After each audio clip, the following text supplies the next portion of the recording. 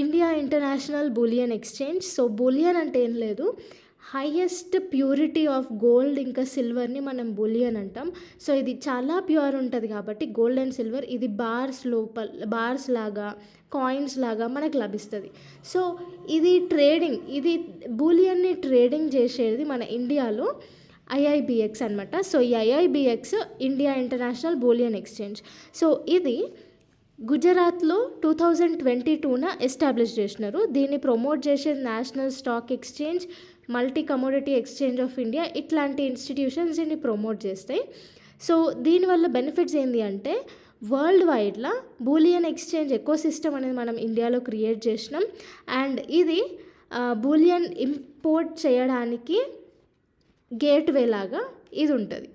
So ఇది న్యూస్లో ఎందుకు ఉంది అంటే ఎస్బీఐ అనేది first trading come clearing member లాగా ఐఐబిఎక్స్లో జాయిన్ అయింది.